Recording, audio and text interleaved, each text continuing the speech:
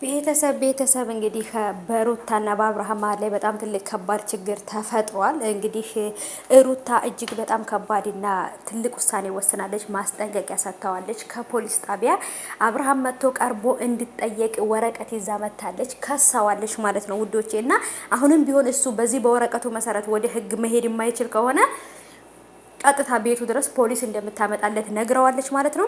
ይሄን ሁሉ ነገር እንዲሆንና እዚህ ደረጃ ላይ እንዲዳረሱ ያደረገው አብርሃም ነው። ምክንያቱም እሱ በሚያደርገው ነገርና በሚሆነው ነገር ነው ይሄ ሁሉ ነገር እየተፈጠረ ያለው። እውነቱን ቢናገረን ያለበትን ነገር ቢያወጣ ጥሩ ነበረ። ውዶቼ ሰላም እንዴት ናችሁ?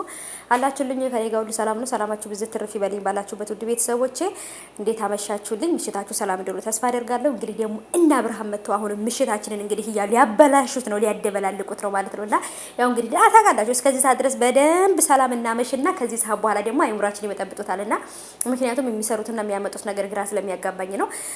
ቡዜም ልጁ እኔ ጋ የለም ትላለች። ዴቭም ልጁ እኔ ጋ የለም። ስለዚህ ሄርሜላና አብርሃም ናቸው ይሄን ነገር ሊያደርጉ የሚችሉት እንጂ ማንም ሰው አይደለም እያሉ ነው። ስለዚህ ደግሞ አብርሃምም ሄርሜላም ሁሉም ሰው ቡዜም አራቱም ልዑል እኔ ጋር አይደለም ይላሉ። ታዲያ ልዑል ማን ጋር ነው ያለው እንዴ?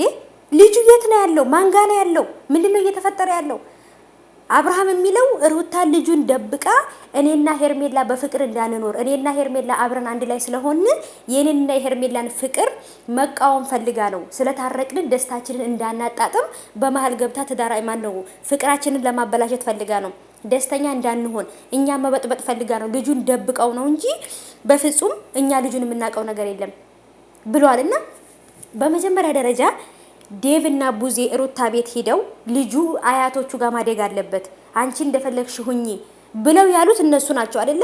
ስለዚህ ከሁለት ቀን በኋላ ደግሞ ልዑል ከቤት ጠፋ። ሩታ አልሰጥም ልጄን ራሴ ነኝ የማሳድገው ብላ እምቢ ስላለቻቸው ልጁ ጠፋ። ስለዚህ እንዴት ነው ታዲያ ማንን ነው ልንጠረጥር የምንችለው? ከአራቱም ጋር ከሄርሜላ አብርሃምና ከቡዜና ከዴቭ ጋራ ልጁ ከሌለ ልዑል የት ነው ያለው? ምንድነው እየተፈጠረ ያለው? ስለዚህ ይሄን ጥያቄ መልሱልኝ። እኔ ጋር የለም እኔ የማውቀው ነገር የለም ምንም እኔ የምናውቀው ነገር የለም ከምትሉ ልጁ የት እንዳለ ለኛ ራሳችሁ አሳውቁን ማለት ነው። የእውነት እኔ ግራም ያጋባ ስሜት ውስጥ ገብቻለሁ። ቤተሰቦቼ ምንድነው እየተፈጠረ ያለው? ልጁ ታዲያ የት ነው ያለው? አብርሃም እያለ ያለው ነገር ሌላ፣ ሩታ እያለች ያለችው ነገር ሌላ። ምንም አልተገጣጠሙም ማለት ነው ውዶቼ። ምንድነው እየተፈጠረ ያለው? ግራ ተጋብቻለሁ እኔ።